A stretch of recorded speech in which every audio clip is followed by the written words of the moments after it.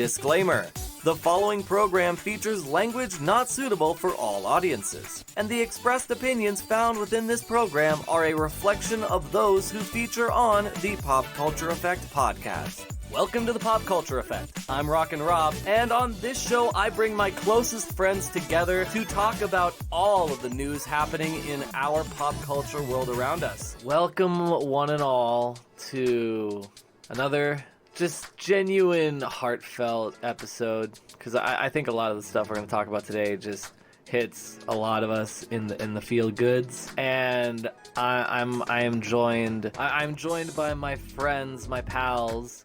I'm joined by Menace. Hello. I am joined by Gemini. Hello. And I am joined by Blaze. Friends being a strong word, but sure, hi. Wow, okay, alright. I see how it is. I see how the atmosphere of this episode is gonna go. You know what? Before we get into anything, there's two things we gotta address. First, unfortunately, our good compatriot Subset has fallen ill. He will not be taking part in today's episode, but he shall return. I thought he died in the war. I don't think we're legally allowed to say that.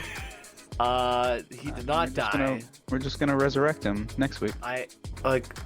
Alright, I guess we're gonna talk about necromancy at some point, so stay tuned. It's an underrated class, Speaking of, you know what? Actually, speaking of necromancy, the first thing I want to talk about before we get into this episode is the fact that the developer behind Saints Row, Volition, is dead. They are shutting down, and I am very sad. That's tragic.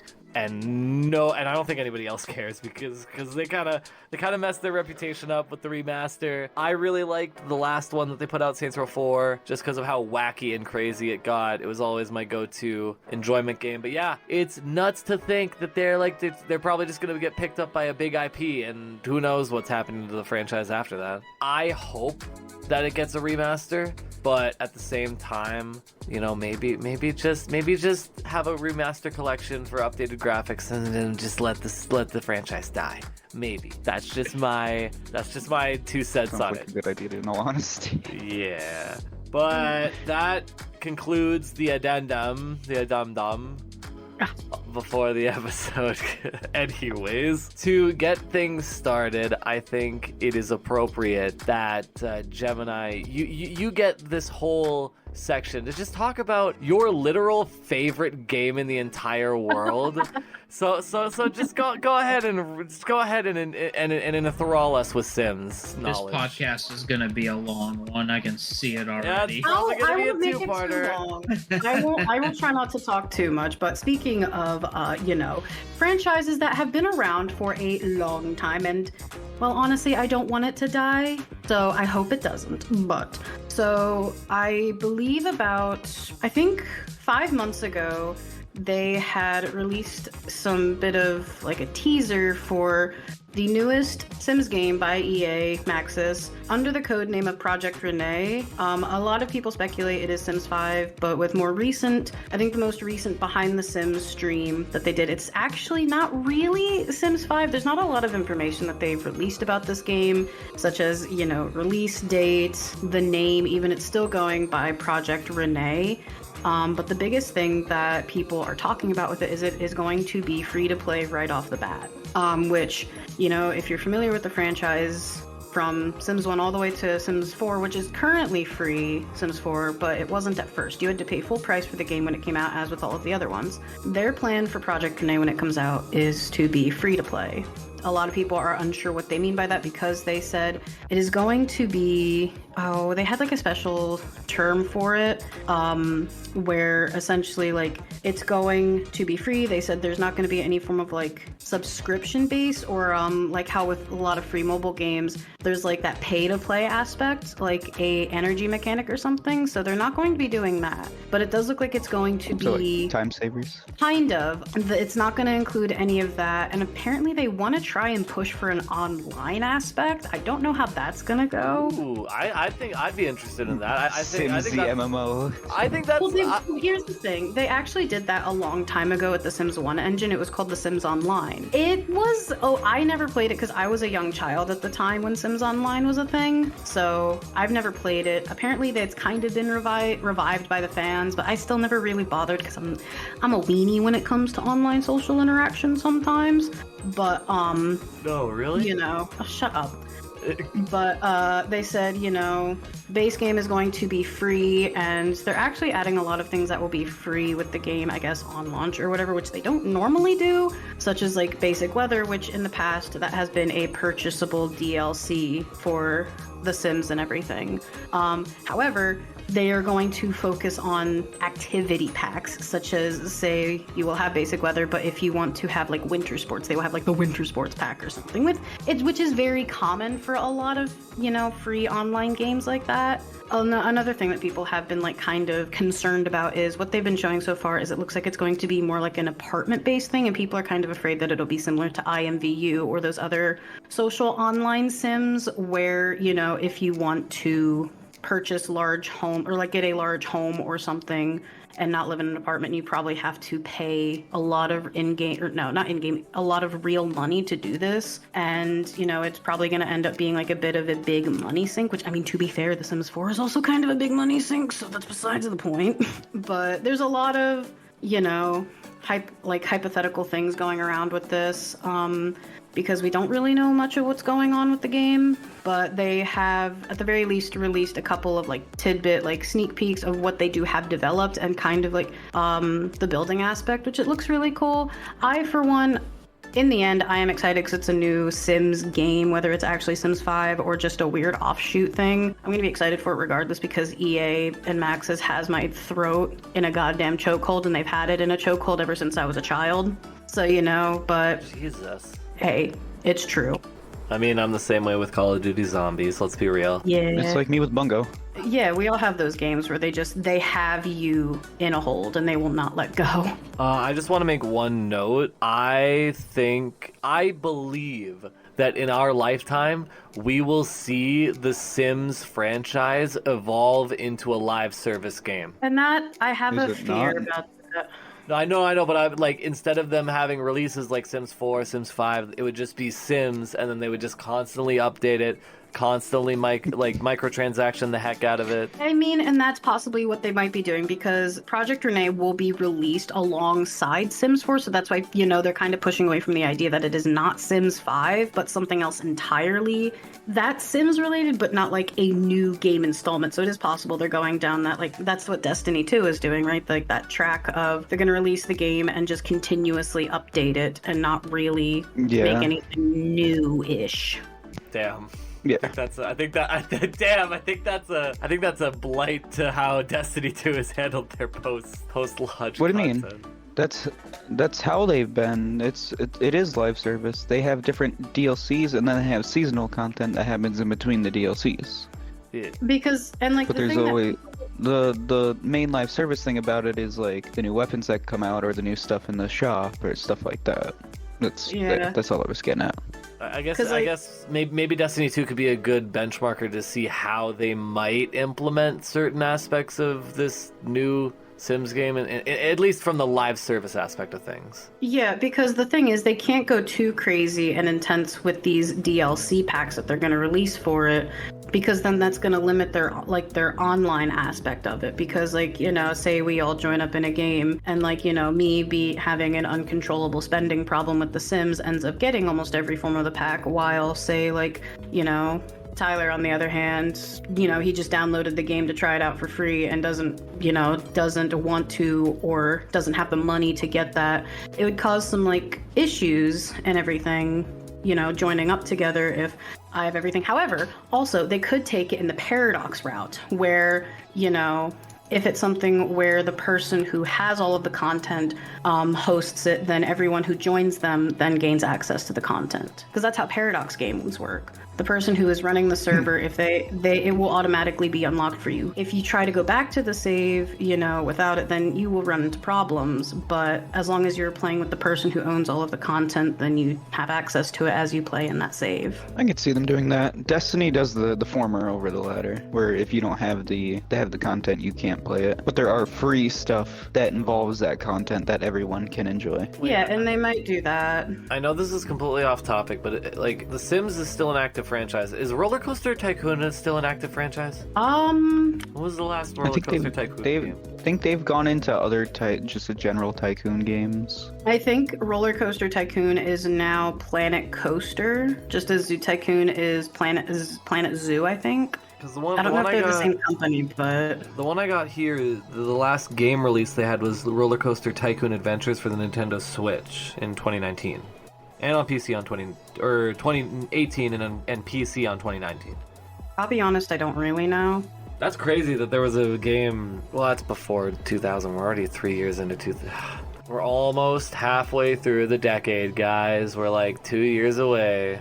But, yeah, that's pretty much it with, it's going to be free to play. They're not going to try and have a subscription-based service, but there will be DLC. So there won't be microtransactions in that sense with a lot of the free to play, especially mobile games. That's another thing. When they were showing it off very recently, is that I guess it's going to be both a desktop and mobile game, combined. Because it showed them playing what they have of the beta on a phone and everything, doing the little building stuff and all that. Yeah, so that could definitely open up their player base because mobile is huge now. And that's possibly why they are taking this leap, especially because they're currently coming under fire for their Sims Mobile. That's a bit of a problem. EA might be facing a lawsuit because of the Sims Mobile, I will admit. I mean, it's EA. Do you really expect anything else? No, I'm not surprised, but apparently the Sims Mobile is really, really in a bad spot because the game barely works half the time, and then people will pay money for things and then they won't get it. Yeah, I will repeat my statement. Do you expect anything else from EA? No, I do not, but... regardless, that's bad. But anyway, that's pretty much all I have on Project Rene / Sims5. Not a lot of info, but definitely something to keep a lookout for. Blaze, what do you have on this new trailer for The Boy and the Heroin Needle? Oh boy, I got God what? Damn. Yeah, that's a different movie from a different part of the internet. I think what Gemini is talking about is the new Studio Ghibli movie, The Boy and the Heron. Yeah. Oh. I know. I started talking and wait a minute, what did she say? Probably should have put Studio Ghibli in the notes. Nah, Bob, it's fine. Anyway, yeah, so Studio Ghibli is making another film here called The Boy and the Heron, which has already went in theaters in Japan, I believe, and will be in theaters for us in America, I believe, in December. Did you happen to watch it somehow? You probably could. I wouldn't recommend it. I'd rather wait until it's in theaters, because Ghibli films are meant to be watched in theaters. They have it in theaters all throughout the year of all the past Ghibli films. They do a new one every month. At least that's how it is with theaters by me. They do a different Ghibli film every month. That's so cool. You guys get Studio Ghibli movies in your theaters? I do, at least. We just get whatever they spit out from Hollywood. I mean, it's the same here. Yeah, well, you're anyway. lucky, Blaze. Yeah. You get actual masterpieces, sorry. It'll be in theaters December 8th. But this new Ghibli film this is a new Ghibli film and was supposed to be Hayao Miyazaki's last film, but was just rumored that he might not be done after all, even at his age of 82 years old, and still directing Ghibli films. That's awesome, but I feel like the quality of the writing might dip. I don't know. From the trailer, this thing looks great. But originally, he retired after his last film, Wind Rises, back in 2013, and came back to do this film 10 years later. Has it really been 10 years since a Studio Ghibli movie? Well, we've had a couple other ones by, the sub-company J-Kids, and there have been some other films in the studio, but that was the last one made by Miyazaki. Ah, I see. But anyway, with how Miyazaki's done his films, people have considered him to be like the father of Japanese anime with its rich stories and beautiful art and films. But this new film follows a story of Mahito, a young 12-year-old boy who's struggling to settle into his new town after his mother died. From the trailer, it seems to be from like a fire, perhaps. But however, when a talking heron informs Mahito that his mother is still alive, he enters an abandoned tower in search of her, which takes him to another world. Isekai! It's a Studio Ghibli isekai! Well, I guess most of the studio... anyways. I was going to say Spirited Away was an isekai, technically. Technically, yeah. Speaking of which, the trailer shows off that it's going to be a very interesting film and has a lot of aspects that do remind me of Spirited Away and Howl's Moving Castle, which are two of the top Miyazaki films and my two personal favorites. Curious, what Ghibli films do you guys think are his best ones that he's done? Or just any of the Ghibli films in general? I mean, for me, it would definitely be Spirited Away, because I feel like that's like kind of the only... Oh, I think I've seen one other one, but definitely Spirited Away is my favorite. Either Spirited Away or Howl's. Me too, Spirited Away or Howl's. However, I will admit Castle in the Sky is also up there. That's such a good one. That's an older one, but that's an old one, but that's good. Yeah, but I'm really excited for this. I nearly lost my mind when the trailer got announced for it, and I didn't realize it was already released in Japan, and it's only a couple months away, so thankfully you don't have to wait too long to watch it, and I am definitely seeing it premiere night in theaters.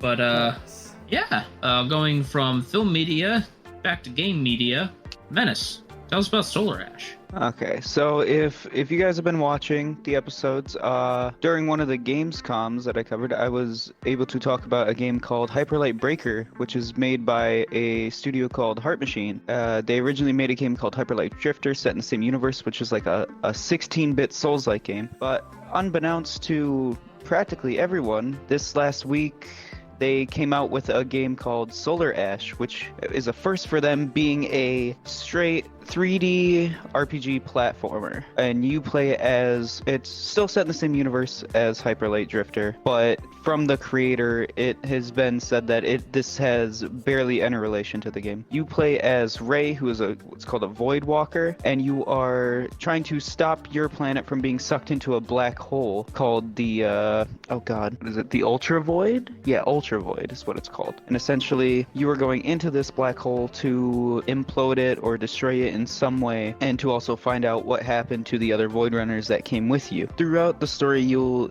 kind of get to see you get to see other civilizations that have been pulled into this black hole, and parts of the planets are still there. It's very vibrant, it's very like neon colors, but it's got this super melodramatic tone to it. It's very dour, and the story is just chef's kiss when it comes to holding this tone of urgency with saving your planet, along with showing you these vibrant landscapes and telling you the lore of these ancient civilizations that came before you and were destroyed by this massive anomaly, essentially. You get to like unlock different suits that give you different power-ups. You get to explore around the world and find lore. And there's even secrets, like secret missions and stuff that you can find and go down and do, like side quests and stuff. And turns out that there's also like an ecosystem that has been created by the Ultra Void itself, which has been flourishing, that you get to find out more about, which ties into the whole story of the game. I won't say too much, because even just saying a little bit on how the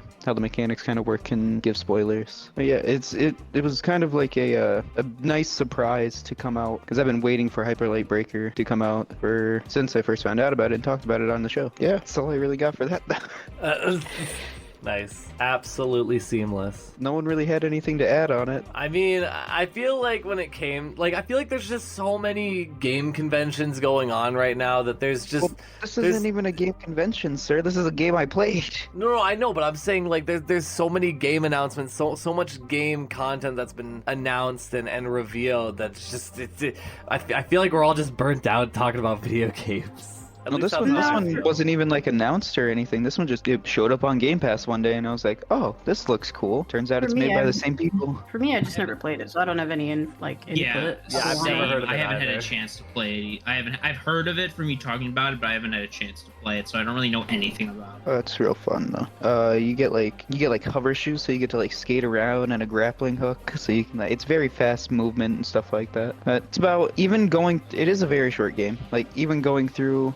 People have been doing speed runs of the game, but if you want to complete everything, if you want to complete everything, including the side quests for every for the characters that you find, it only takes about like 7 hours to complete. But it's meant for replayability more than it is just to go through. But going from a vibrant game to one of my old favorite childhood shows, Bobbert, what is this new Blue's Clues show coming out? Well, that's the thing. It's not even new. It's one of those. It's one of those moments in internet history where it doesn't really matter where it comes from, but we get some old history. We got the official pilot for Blue's Clues that was called Blueprints, and it was crazy to watch it because it was a full 22-minute video, which you can watch. I'm sure there's plenty of YouTube videos or Reddit posts that have links to it. It's just really crazy how, I don't even want to say low tech it was, because it was a genuine episode, but it was very low res. It just did not have the polish, especially now with the reboot and it was very bare bones to the effect where basically if there was any moment where the camera panned over to the animated subjects, whether that be like the vegetables or the salt and pepper shaker or the other elements, like the elephants, not elements, elephants. Basically, anytime that they were on screen and you would expect to hear Steve continue his sentence, it just kind of cut off. So that was a little weird. And also, there was even points in time where you could hear other people speak, like a woman from off screen was doing a VO for some of the characters, and during one particular moment, you could audibly hear a cut and an action, which I thought was really cool. Just because you don't really get to see this kind of behind the scenes aspects of it. And yeah, the other thing about this pilot is that the entire episode had this like low hum, so it kind of felt like a horror sketch, just Steve dealing with his schizophrenia. It was great. It was I think it was like a found footage kind of thing. Exactly.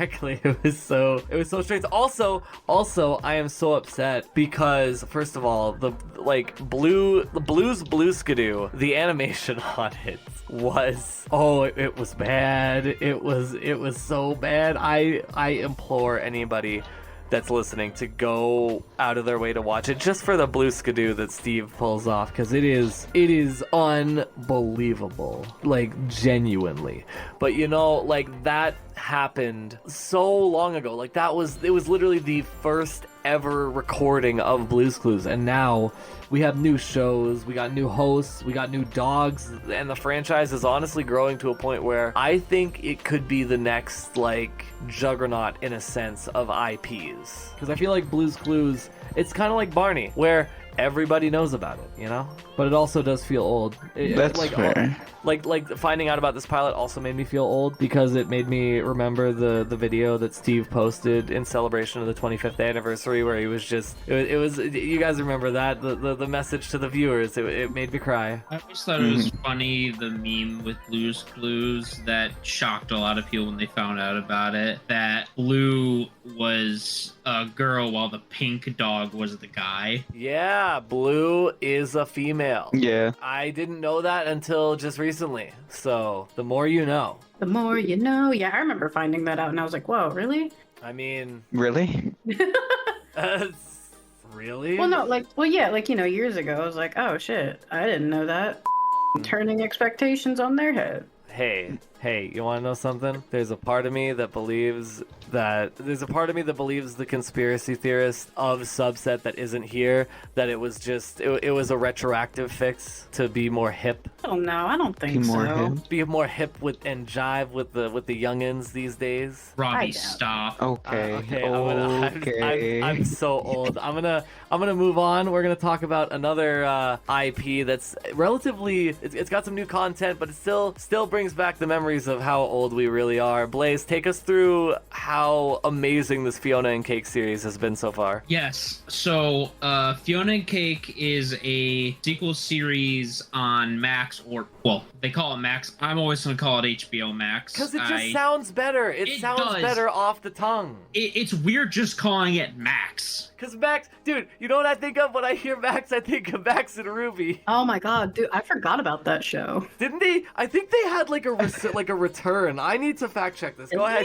talk about Fiona and Cake. I need to fact check this. But anyway, a lot of people thought this was going to be a spin-off series, but this is actually like a true bona fide sequel to the series of Adventure Time, following Fiona and Cake, which was originally just like a made-up fan fiction that Ice King made up as like a one-off episode. I think they may have done like a second episode with Fiona and Cake in the main Adventure Time show. But the series follows a depressed Simon, or Ice King, trying to use dark magic to bring back Betty, but instead brings a normal life version of Fiona and Cake to the realm of Ooh, and you start to, and it's basically the trio of them trying to deal with the issues that they have at hand, not trying to spoil much about the show, but deals with a lot of multiverse travel, and there's a lot of nods and hints and tidbits recalling back to the original series. I was just saying, which is something I think is really cool, that they're showing a lot of homage to, like, oh, you would have got this if you watched the original Adventure Time. Yeah, I mean,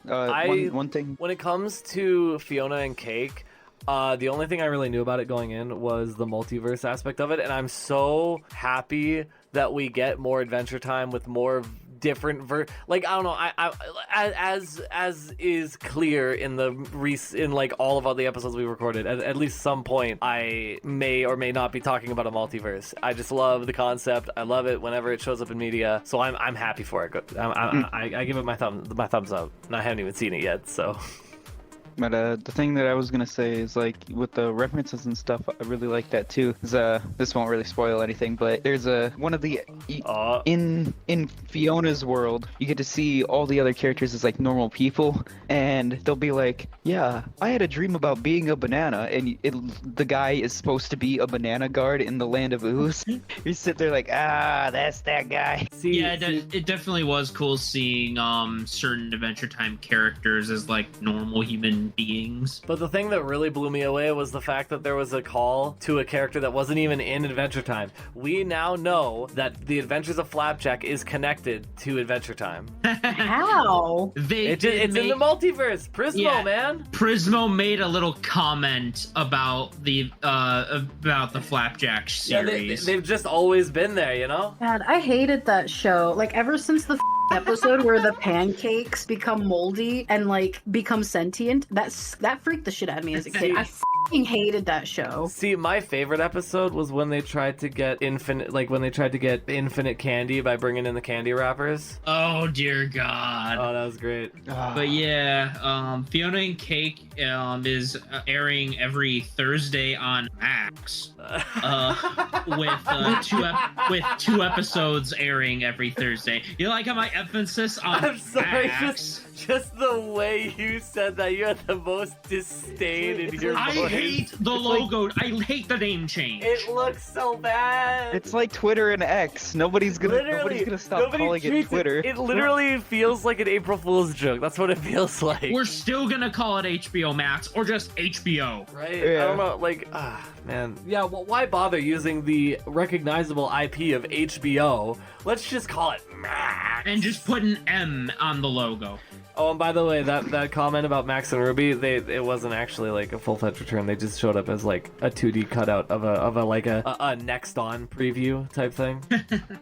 But yeah, I'm excited to see where the series goes, and I'm curious on if it's gonna get like a second season, or if it's gonna continue, or if it's just gonna be the one season and done. Wait, I think in one of the most recent episodes, they even came across a certain enemy of their past. Is that correct? Yes, and I am very hyped to find out what happens next Thursday. Oh no! I like no spoilers because it is still a relatively Shush. recent episode. I but just it's started good. watching it's it good. today. Shush. It's so. Oh, I'm excited. I'm gonna stay quiet though.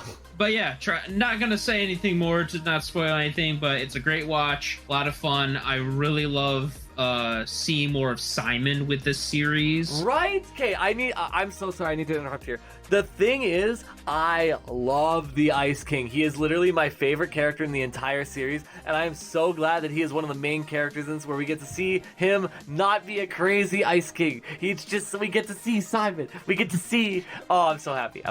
And in like the main like world of Adventure Time, in like their universe, it's definitely been at least like maybe 5-10 years past, because you do see Finn as like a full-on adult. Right? Oh my god, dude. And he is a badass.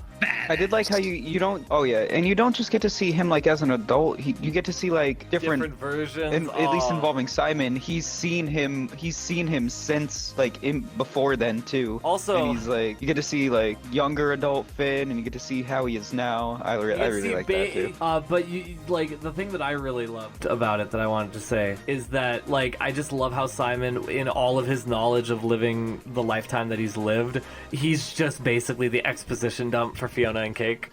Pretty much. But no, it all makes sense. The story is really good. It's very comedic. Has some really fun, touching moments, and I think they're doing really good with this series, and I hope it either continues or ends like with a really good end. Honestly, I could see them going the route of like a what if, like for Marvel. Like they could literally just have miniature episodes, like little 5-minute episodes in like a 25-minute span. That's considering that they've opened at up least from what I've seen, multiverse, that's kind of what they're doing. they're like they're like one-shot episodes pretty much with Distant Lands, but with now having the multiverse open, they could do like after Fiona and Cake's done, just do like episodes exploring more. Because wasn't there like Adventure Time? Because wasn't there another duo that was supposed to be the actual like next generation Adventure Time? For some reason I have the image of a mouse and a cat, but I know it's not a cat. It was the two characters we saw at the last episode. Was it even a mouse? It was a mouse. Well, it was like some sort of rodent. Yeah, and then the other one was like a descendant of Jake, pretty obviously a descendant of Jake. But anyway, enough talking about Fiona and Cake. Gemini, want to tell us what Bandle Tale is all about? So, as everyone knows, Riot is kind of on like a very they're really pumping out a lot of games that are separate from their main baby League of Legends, but are still like connected to it in a sense of like there are a lot of other characters, such as there's one that's in the works currently that's called The Song of Nunu, which is about the Nunu and Willump. He's this kid who has like a pet yeti or something. He's more of a friend, really. But this one is called Bandle Tale, a League of Legends story, I think is what it's called. It's basically like a little Stardew Valley type of game. It's in a similar style where it's like that really cute pixel kind of graphic style. And it's set in the world of Bandle City, which is kind of, the best way I can describe it is it's like the Fae world, kind of, because the Yordles are like these weird little magical creature things that look like little furry goblins. That's honestly the best way I can describe them, because that's basically what they are. They're creatures of pure magical essence. I mean, you would know how to describe a furry gremlin, seeing as you are one. Oh, shut up. But it's basically, it's a cozy life sim where like you gather resources, decorate your home, and you get to know the other city's inhabitants. And that has a lot of the characters from the game, such as like Vigar, Tristana, Poppy, and everything. A lot of those Yordle characters. My girl. Yeah, it is going to be released November 1st for the Nintendo Switch, and then will come to PC in 2024.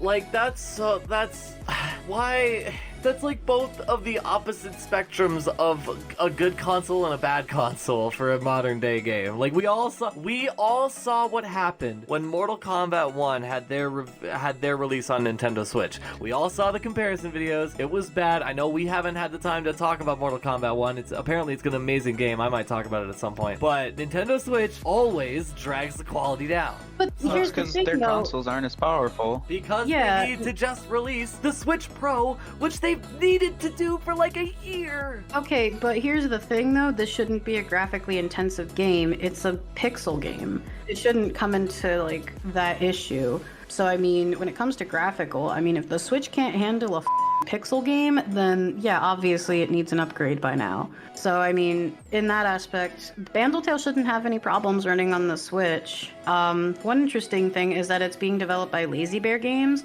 which they released Graveyard Keeper back in 2018, which that was a really good game when it was released. It was a similar style of like a pixel game where you played as like this little dude who was, as the name implies, you were a graveyard keeper. I never actually played it, but I've watched a friend play it and it looks pretty interesting. It was nice. So I'm actually quite interested because I am quite a fan of these like, you know, cozy games. I really enjoyed Stardew Valley. I think I have like over 200 hours on it on Steam. So clearly I enjoy it and everything. And so it's a mixture of that, and also I am a sucker for a lot of these Riot games that really go into the lore. I need to get around to playing, I think it's Mage Seeker, which is more based off of the mage Silas's story, but I just haven't gotten around to buying it and playing it. But my one friend said it's actually really good. Side note, what's the one they did with Misfortune and Twisted? I think that was Ruined King. That was one with Misfortune, Pike, Ilaoi, Yasuo, and Ari. Oh, okay. I thought Twisted was in there too. He might appear as like an NPC, but I think you play it, and I think Braum. I didn't play it, but yeah, that's that one. It was Ruined King. I think that was like one of their first like spin-off games. As I sit here and wait for Project L. That's coming eventually. Oh my god. I've heard so much good stuff about Project L. Oh, I'm excited for it. Somebody I'm gonna only play one character. Yeah, I know you are. I know which character you're gonna play. But you're gonna play Darius the whole time. The man. I knew it. You would only be interested in these games if you would only be interested in these games if you could play as Darius. I know that for a 100%. Excuse me, it's Darius. And Darius, anything whatever. involving Noxus, I would enjoy. I like Noxus's whole lore. Darius, I fucking hate laning against him, and his brother can suck a dick, because I also hate Draven players. Even he's technically not his brother anymore, but... No, they're still brothers. Oh, they are? Okay. Yeah, they originally weren't. That's how it was. Yeah, they're brothers. I was gonna say, do not get me into a goddamn lore fest. I will not shut up for 5 years. I think that's more suited for the After Dark segments. I know. Yeah, I will not shut the out the lore. But anyway, yeah, that's another game I'm excited for that is tragically stapled to League, which it's a game. I enjoy playing it with friends. I don't enjoy playing it by myself. As long as the fan base doesn't ruin it. They shouldn't, but you know, it's I feel like the fan bases base. as a whole are just somewhat They toxic. are. You dip your toes into any fan base and you're gonna come out looking like some kind of malformed freak. You'll have PTSD for the rest of your life. Oh yeah, it's gonna ruin you entirely. It ruined me, it ruined you guys, it ruins everyone who gets on the internet and dips their toes into the fandom side of any kind of shit that's on the internet. You just get on the internet and, you know, You just get bye-bye. You do. Your soul just gets corrupted and it will never be the same ever again. Anyway, moving on from Bandle Tale. Menace, what do you have about these price increases with Unity? What knowledge do you have to impart? Oh, with Unity's that? gonna be ruined! Unity's gonna be ruined! Unity. Okay, so I should preface this with Unity. Let me get my notes here because I have like half like. Oh god, we're gonna get a grab lecture. some notes on this. Oh shit. god, we're Wait, getting a lecture. hold on. Here are his notes. That's Yeah, the sound of his notes. I flipped through a manga book that I had right beside me. I'm gonna preface this with Unity has been in the red for years when it comes to their stuff. They have been getting trashed on by either. For those of you that don't know, Unity is one of the biggest game development softwares that everybody uses, unless you are a big company that has had your own engine made for you. This Or is more you're a for like indie gremlin developers. in their house making their own. Well, you would use Unity if you're that. Unity or Epic, Epic's Unreal Engine. Those are the two big ones. But there is a free plan for Unity. There's a free plan for Unreal. But what was it? In the spring quarter, their profits were 533 million. Sounds like a lot. They lost during that quarter 193 million in profit. Jesus. In May, they had to lay off 8% of their people. 600 jobs. Like across all departments? Yes. Jesus. 8% of their workforce they had to lay off. That's just not okay. What was it? Beginning Okay, of this week? I'm sorry. Just before you continue, I need to put this in because it is synonymous with with the cuts that Unity faced. So just as a little side tangent, WWE and UFC officially had their merger to make it into the new company of TKO, and they released, and WWE not only released a shit ton of their internal staff, but they released 22 wrestlers, baby. Released as in like let them go, or Released as in they're Released out of as their in- contract, they're fired, buddy. Oh jeez.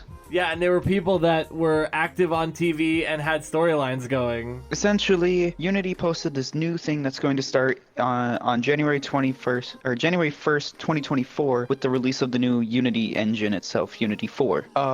Essentially, what it would do is people had to meet. This is how it's always worked, but people would meet a certain criteria of 100,000 for the free version. It's $100,000 and a million downloads for your game. Once that would happen, every download afterwards would issue a 25-cent fee. What happened was Unity essentially increased the fee and said that if it's not going to be just first downloads, it's any downloads. So any installation of a game, you are going to be paying a fee, whether that be reinstallations, beta feature or beta releases, game previews, anything like that. And I don't have a lot of space on my console, so I can see the worry for these game developers when they were sitting there and be like, well, what if people game bomb us, essentially like review bombing, but instead of doing that, they just download and reinstall the game over and over again, consistently making these developers have to pay Oh dear over God. and over again. I didn't even think of it that way. Holy shit. I hate it. I hate it so freaking much.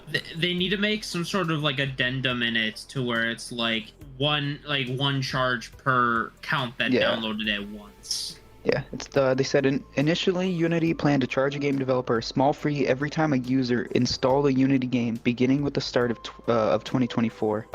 Now Unity has said the charge will only come after the first install of a game. Okay. So they took that out. They updated this is all today, actually. They updated this again and rolled back a lot of their stuff. But essentially the continuous trust of Unity has been severed so much that even big developers have said that this is just a band-aid until they can find a new game engine to make their games on. Twitter was exploding over the past week about this. For those of you that play some indie games, the people that made Cult of the Lamb, I can't remember their studio, but they said that they'll be taking Cult of the Lamb off of all platforms starting when this rolls out. I don't know if they're going to still do it. A lot of game developers have either stopped or paused their projects that they're working on right now that are running in Unity. But going back to it, another thing that they changed is for the Unity's free plan, smaller developers using Unity's personal plan won't be subject to the running fee, the 25%, the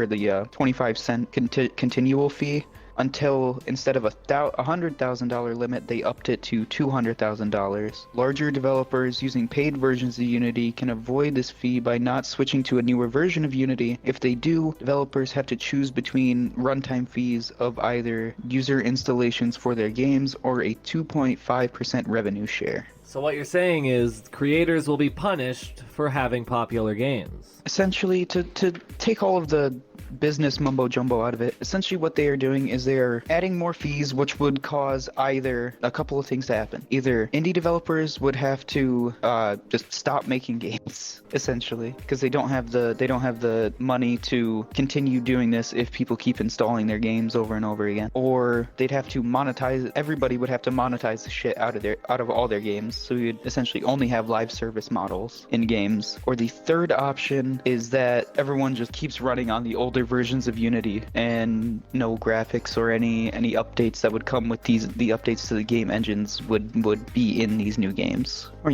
everybody can just switch over to other ones. There have been some, I can't remember the name of the engine. There are fully free like game engines out there that are all open sourced and you don't have to pay for anything. The big reason for this is that like when you make a game, you pay a specific amount to the people that develop the engine. It's like 20 or 30%. And then you also need to pay the publisher, and then you need to pay the people that worked on your game, and then you need to pay the if you're on Game Pass, you need to pay a certain fee to keep your game on Game Pass, stuff like that. And after all that, then Unity's adding on this 25-cent installation fee and this other runtime fee, stuff like that. And that's why everybody's getting so uppity about it. What it feels like, it's a last-ditch effort from Unity, is what it felt like to me. Is that they're like, we've been losing money for like 4 years now. We need to increase something to get our money back. And they did this, and it essentially blew up in their face. And they're like, well, now we got no money and no trust. What do we do now?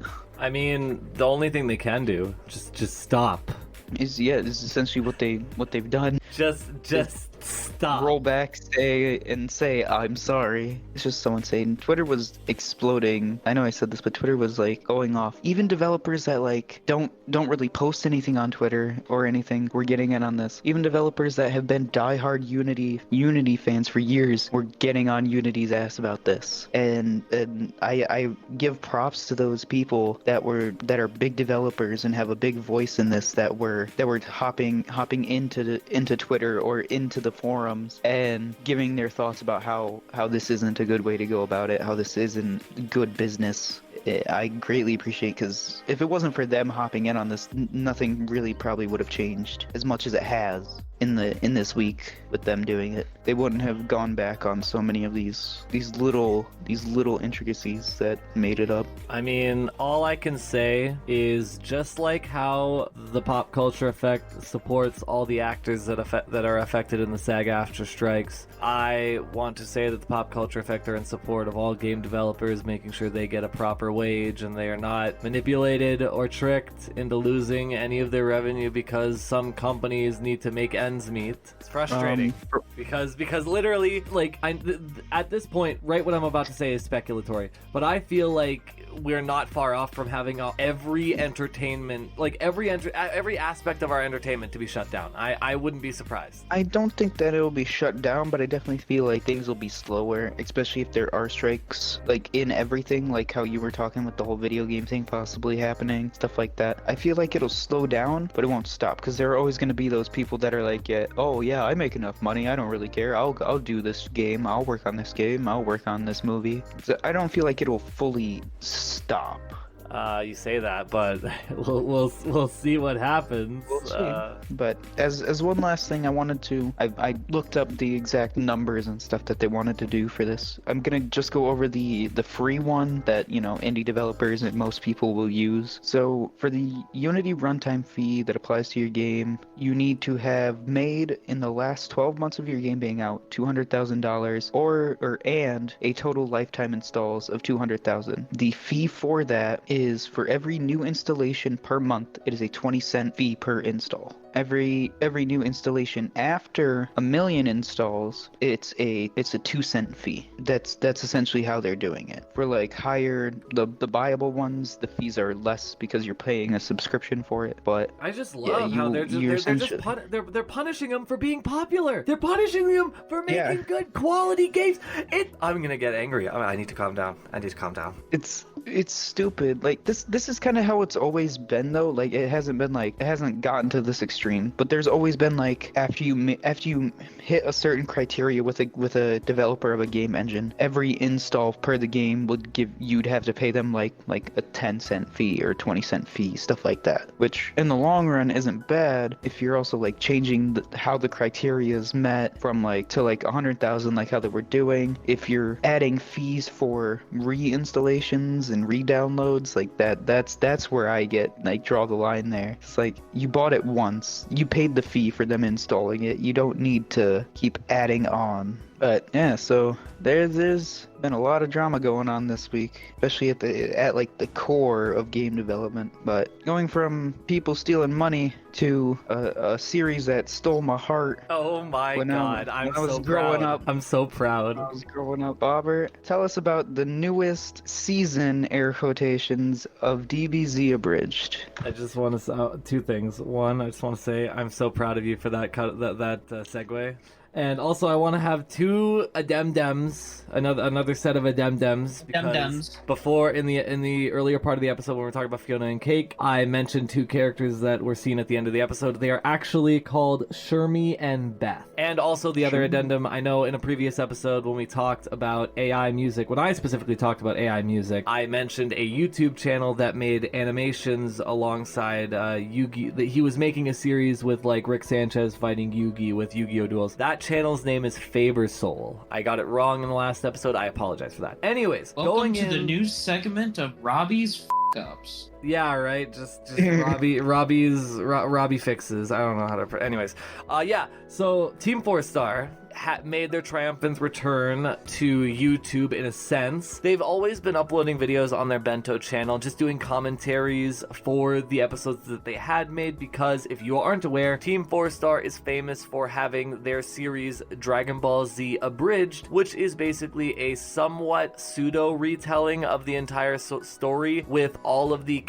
with the animation still being intact with some alterations for comedic effect, but the majority and I shouldn't say the majority, the entirety of every character and everything was redubbed and abridged in a sense. But yeah, it was my childhood favorite show, just like it was for Menace, and I love all of the references. I love all the little inside jokes. I love Nappa. Nappa's literally my favorite part of the entirety of anything. Ghost Nappa is my spirit.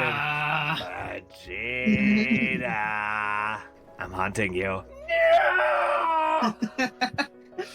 Oh, it's great. Like 3 times there. That was so good. Oh man. Anyways, this was great because they recently partnered with a channel called Totally Not Mark, and this time I'm getting the channel name correctly because he put out a 2-hour Boo Arc retrospective review where he did not only go through both the English and Japanese dubs of the original airing, but he also went through the manga, which showed a lot more when it came to the interactions, like just it like I don't know. I will always love when YouTubers go out of their way to create videos that show off the differences between the manga and the anime adaptation, because I know one of my favorite YouTubers, and I know this is a side tangent, I'll get back to the return of BuuBits in a second. One of my favorite YouTube channels, Expert Games, created a 10-hour retrospective on the Death Note series in its entirety,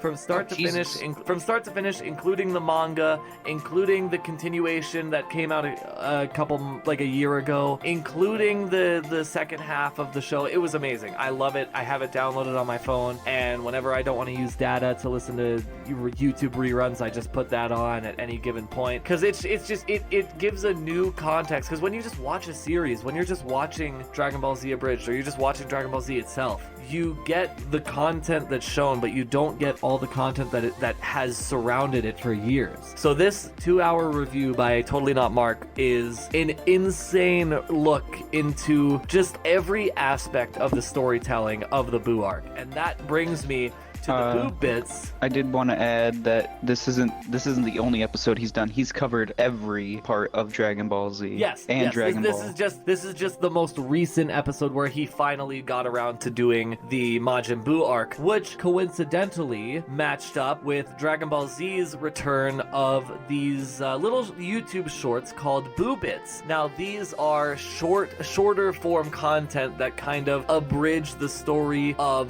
Buu in kind of a single episode rather than a whole series of episodes, and I feel it works in the same vein. I would love to see an expansion on it, but at the same time, I understand the circumstances, and I love what we got. I loved how they touched on basically all of the original, like, long-running jokes, and there's definitely some new characters, some new interpretations of characters, some great callbacks, some great fourth wall breaking acknowledgments. Roshi's a perv as always, and it was just great, you know. It was fun. It felt like I was watching the old DBZ, and these BuuBits are actually made, they were specifically made for this 2-hour review, and then I'm assuming they were just like, well, I mean, we could also put them on our channel. I was about to say, from what I heard, he reached out to TeamFourStar to see if they could do a couple random scenes abridged for his review, and then they ended up just flooding him with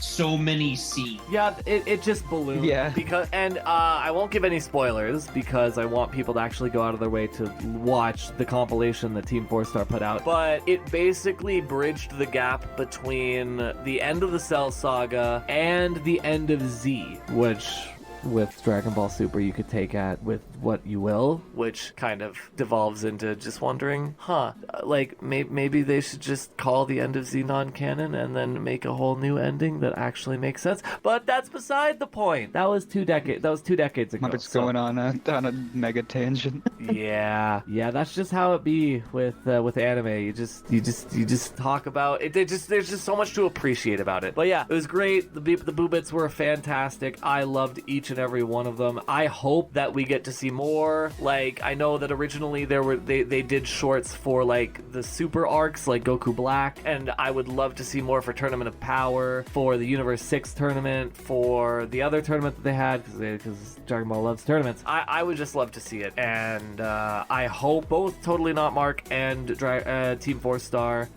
much more publicity and acknowledgement in the future. I know TeamFourStar is already a very well-known channel that has a swath of people, but like, I hope that they're able to get even more influx of fans, and maybe that'll turn into more incentive to make more content, you know, more abridged. I would love to see, you know, maybe they'll do a Bleach abridged or a Naruto abridged, maybe not a Naruto abridged, but they could probably find one that would work. Actually, it also needs to depend with the different companies though too, because one of the main reasons why they stopped was they kept getting like copyright striked and even though they would give them the proper acknowledgement, at the start of every episode, it always started the same. But yeah, if they were to pick a new series to kind of adapt into an abridged, like which one would you guys pick? I guess starting with Blaze. That would be interesting. If they decided to go with like a longer one, I'd say it'd be interesting if they did like Bleach or My Hero Academia. Ooh, My Hero would be good.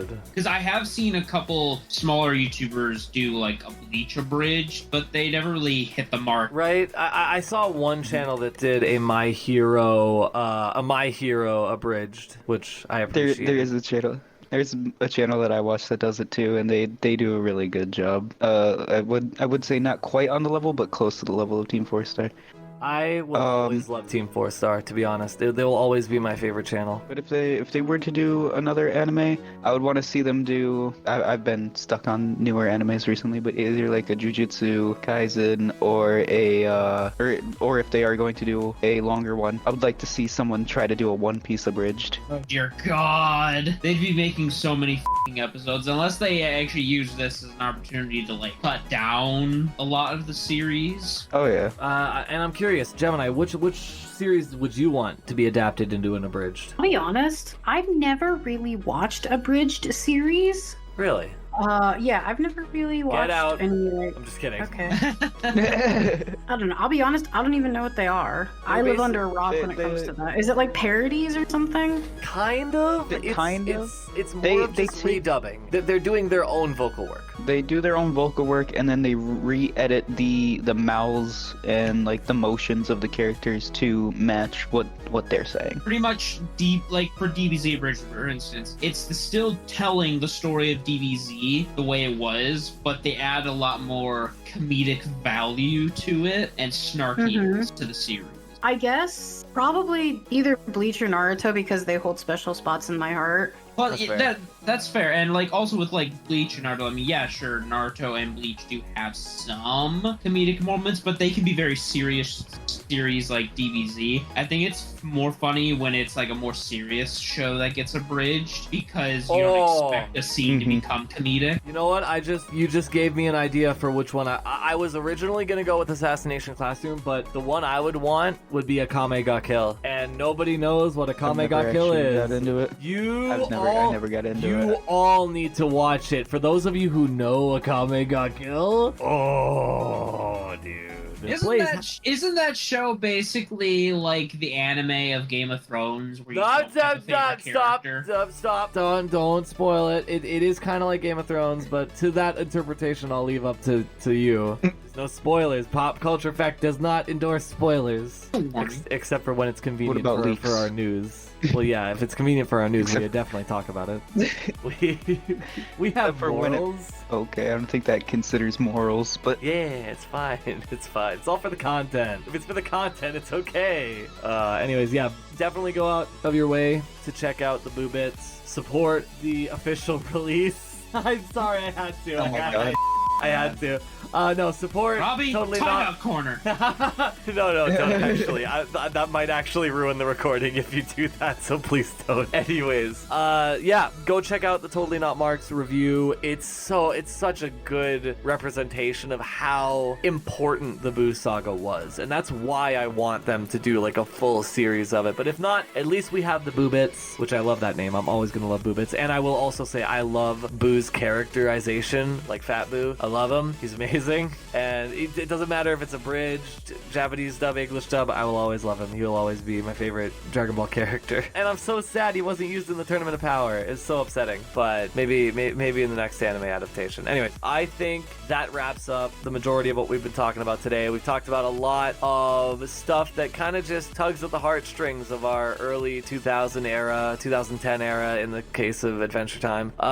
Content, and I guess also in DBZ. But yeah, I want to implore everyone to go check out all of the topics that we had to cover today. From the bottom of my heart, I want to say thank you everybody for watching. Please go check out every other podcast that CJSW has to offer. And I would like to thank all of my co-hosts today. I would like to thank Gemini for her insight on Sims. Anytime. I would like to thank Blaze.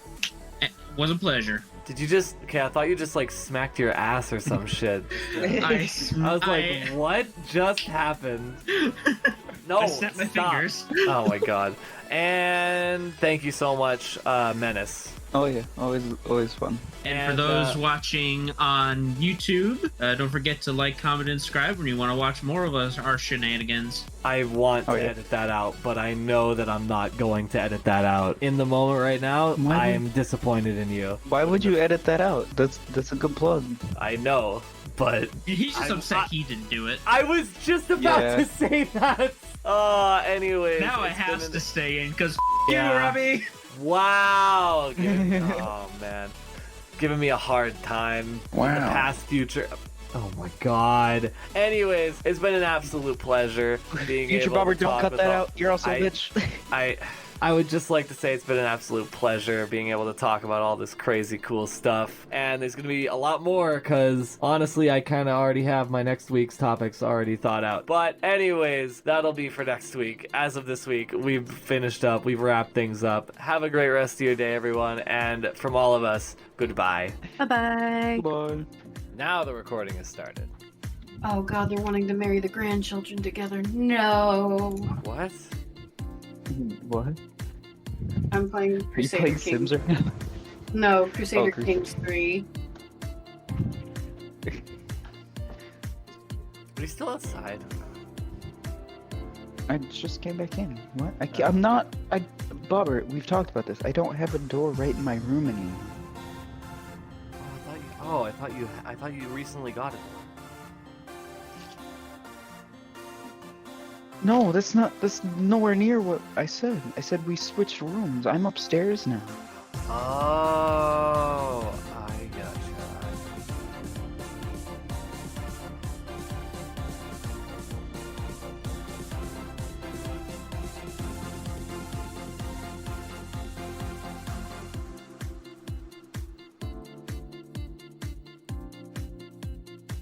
Yeah, this is gonna be an interesting. Yeah. Also, sorry for being 90 minutes late. That's not. Yeah, you fucking text me and you're like, where are you? I'm like, what do you mean? There's no one there. Yeah, we were all in an Xbox party. Just vibing. Yeah, and the fact that Bobber didn't even schedule today's. I didn't schedule a time. I just assumed it was the same time. Should have put a time in the message. I apologize. Everybody makes mistakes. Everybody has those days. Quote Hannah Montana.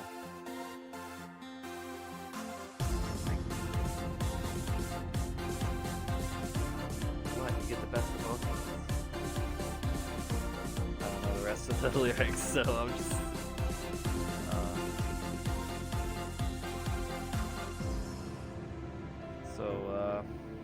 How's everybody feeling? We feeling ready to go? It's like pizza.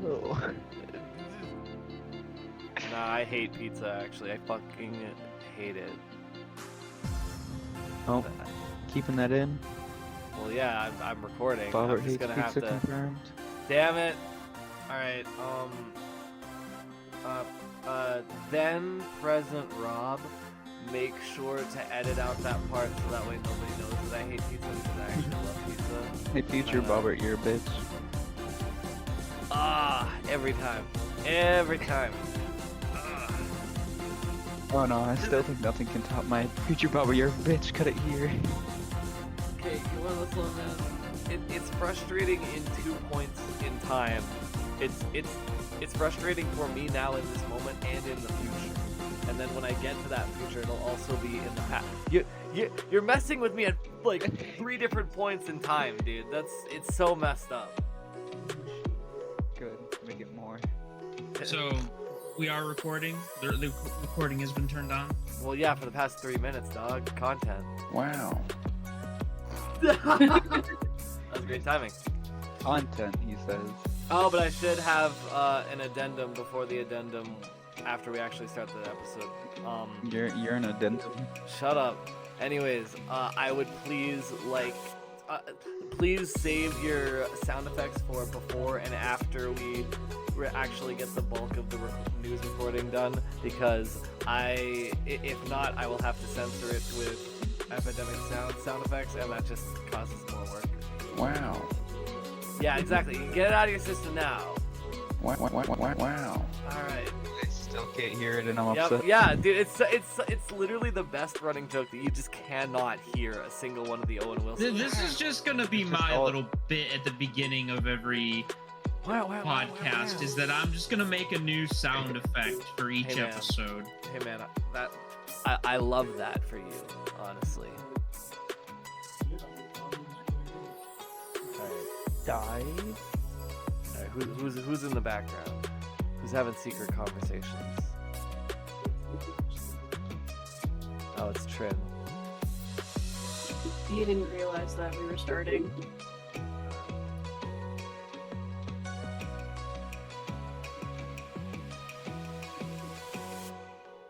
Well, again, my bad. We should have been done by now, but I hear you giggling.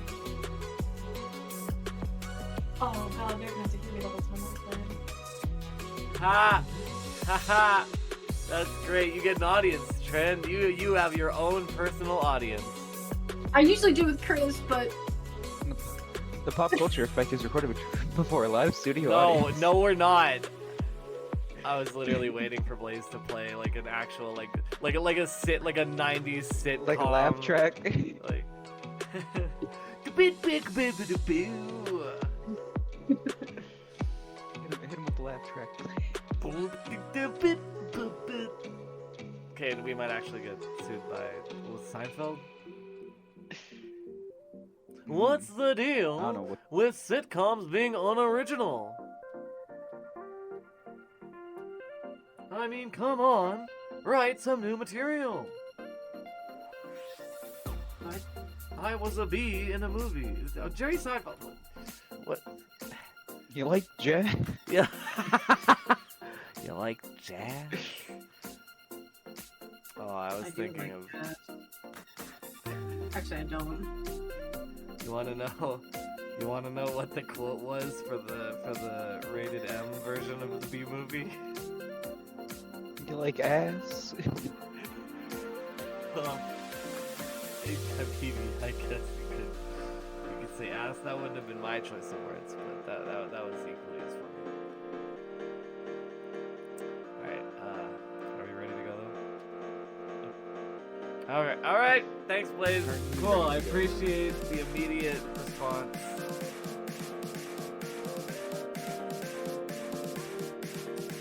Oh shit, my counselor. Your counselor died? Yeah, What? they're on my council. No. What? Like your therapist passed away? I don't have a therapist. No. Okay, you said count. I'm so confused.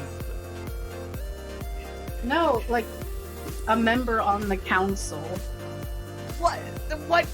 That makes more In questions. the game they're playing, you Oh. dumb. Yes, Oh. it was Oh. the game. Doofus. How am I supposed to know when you just say your counselor died? Maybe I'm a- play a map game once in your life. Wow, I was literally like, Play an damn. actual RPG game, Bobber. Wow. Yeah. You know To be what? fair, you play this game for like 5 seconds before your severe ADHD would just go off the rails and you'd get bored. I mean, you're not wrong. He is playing Bioshock. wow. I haven't Started officially it. started. I started it, but then I'm gonna restart. Oh, it no. because I played the first He 5 started it, minutes. got through the first section, he said, yeah. Not I'm first gonna section, restart. like the first 5 minutes, because I realized I wasn't streaming, and I wanted to just said stream the 5 whole minutes. thing. Yeah, That's But what they then, all say. I will get to it. I have all 3 games downloaded. I will get to it. I just gotta beat Spider-Man 3, and then, but by the I'm time. just gonna beat this and play but- this while I'm playing no, this. No, and- listen. By the time this episode airs, I will be in Bioshock. That's my guarantee. Not starting, but in. No. No. Wow, okay. Yeah. Harsh.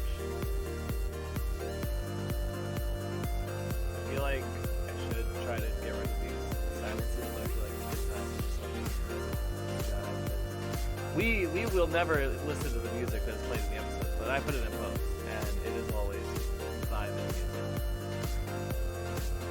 5 minutes of non-existent Turns out music it's that I'm not. gonna put in post-production No, in if like you're- 2 weeks.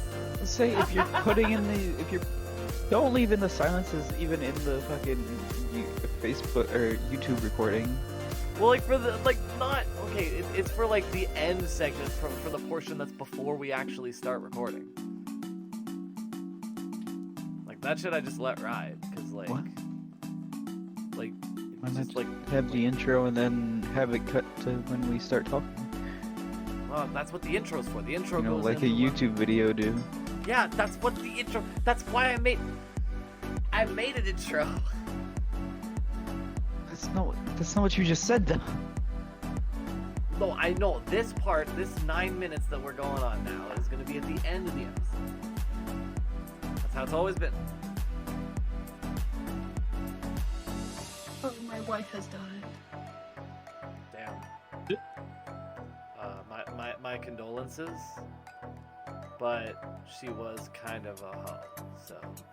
No, she wasn't. That's my daughter. Wait, I thought you Oh. said she was your wait, I thought you said that she was your wife. No. Yeah, no. Bobber, that's not. You're stupid, Bob. How am I?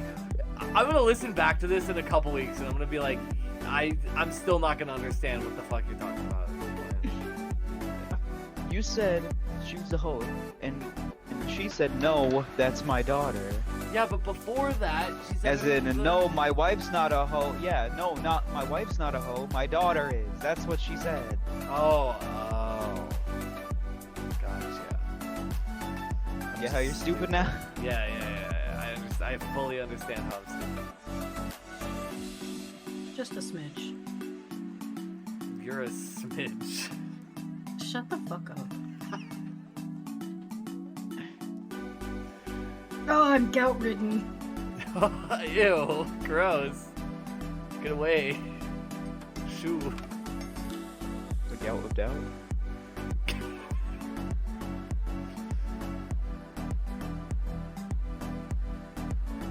This might be why an SMG does more damage than a fucking LMG. I don't understand. Too bad. Just gotta get good. How's it? What? It's bad with the gun that you're using.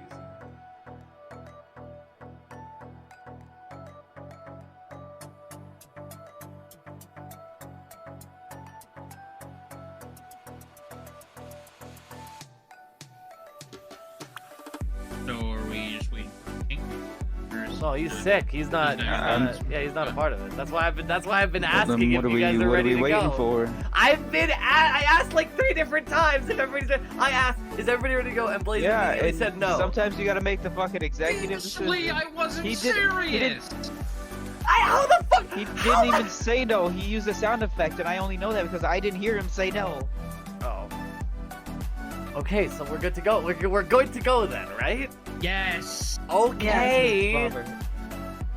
God, sorry. I don't want to have this last till 1 o'clock in the morning. Yeah, well, that's.